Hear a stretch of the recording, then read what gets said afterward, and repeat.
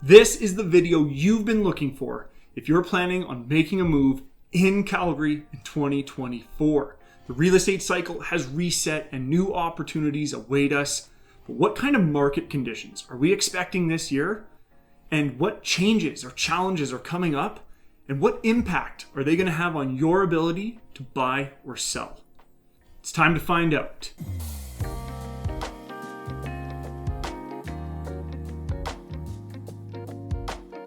Welcome back. We have a ton to cover in this video. So I've actually broken this into two parts. This is part one, where we're going to be mainly recapping 2023 and seeing where we sit right now. Part two will be coming out soon, so make sure you're subscribed so you don't miss it. Now, to kick things off, we need to take a look at where we sit right now so we can better establish our starting point. Looking back, 2023 was another fantastic year for Calgary. We exceeded a lot of expectations and really led the way here in Canada for real estate. Last year had its challenges. We had elevated interest rates, extremely low inventory, and inflation still digging deep into our pockets. But the market pulled through and we saw some impressive numbers. We had a huge amount of demand for the third year in a row, and the sales numbers reflect that. With 27,416 sales, it was another strong year for the city of Calgary. We were a little behind last year's record-setting pace, but compared to the 10-year average, sales were up almost 28%.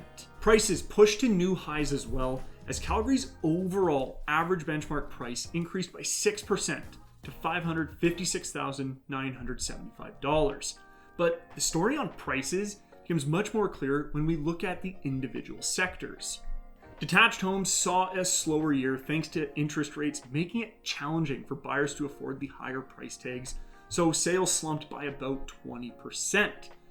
But that really didn't matter. Detached home prices rose from $618,000 to start the year to $697,400.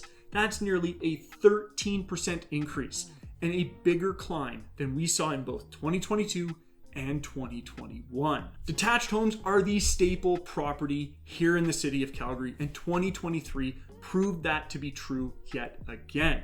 Despite some difficult economic circumstances and sales slumping, sales for this property type made up the bulk of sales for the city of Calgary. And if we shift over to semi-detached homes, this property type saw a similar trend to detached properties. Sales were down, but prices rose by a surprising amount. Prices climbed from $560,100 to $627,100. That's a 12% increase over the year. But if we move to townhouses and condos, that's where Calgary's market really took off.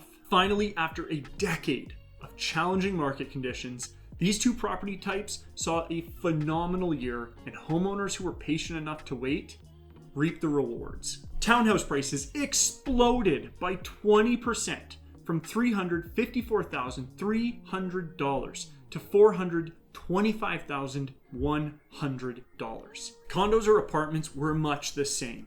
Prices climbed by 19% from $269,800 to $321,400. These are incredible numbers for these two property types. And something impressive to know about the condo market, if you're thinking about getting into it, is the new all-time highs that we hit this year are only 7.7% higher than the previous record highs recorded all the way back in 2014. Let that sink in for a moment. Now, this is huge if you're a condo owner who bought during the down years or a decade ago and has been underwater on their property, because 2024 presents an opportunity for you to have a very successful sale. But we need to shift our focus to the single most important piece of data out there, and that's inventory. Inventory has been trending down since 2019, but where we sit to start 2024 is getting ridiculous. Typically, around this time of year, we sit with anywhere from 3,500 to 5,000 properties for sale.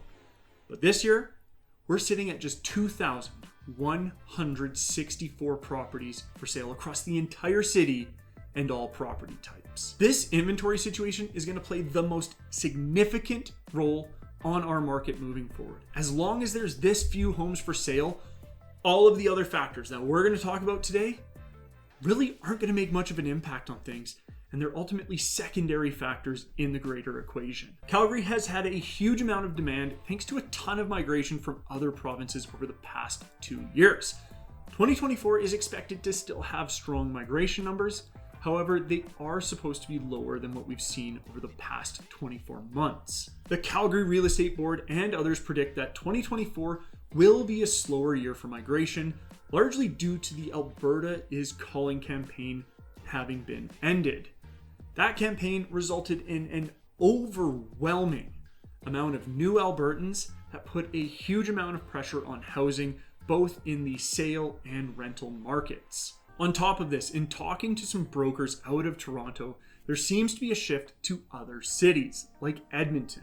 This is largely due to the price difference between Calgary and Edmonton, and investors seeking the cheaper real estate up north. This is in no way saying that Calgary's migration is going to be dead this year. There is a lot more attracting people to the city than just affordable housing. We also need to consider that a lot of people that have moved here over the past 2 years are just renting, and they moved here with aspirations to buy. So there is no cause for concern that demand is going to fall off this year. And if we shift away from demand and focus on inventory again, and why it's going to be so challenging for an inventory recovery, I believe there are 3 core reasons. Number 1, when people sell, they typically need to buy. This makes it a 1-to-1 exchange, and most of the new listings that we see throughout a year are people selling and then buying. So there's no additional inventory being added to the market. This means we need to see new inventory come from 2 other sources: new construction and investment properties. There are a number of issues with new construction, but the big 3 are the cost, the time it takes, and the availability. For many, the premium you pay to build makes it unattainable. For others, the time it takes to build doesn't work with their timeline. And in a lot of cases, the limited availability means that most can't even find an opportunity to build a new home. And that leaves investment properties. And this is really a great avenue to resolve our inventory crisis. But what landlord is going to sell their income property when the rental market is so good? That is the real struggle here. And if you really want to dive into the rental market here in Calgary, I made a video about this. You can click the card on screen now or go down into the description to watch that video now. So for those reasons, these 3 sources of inventory are all pretty limited, at least for now. In time, the market will balance out. It always does.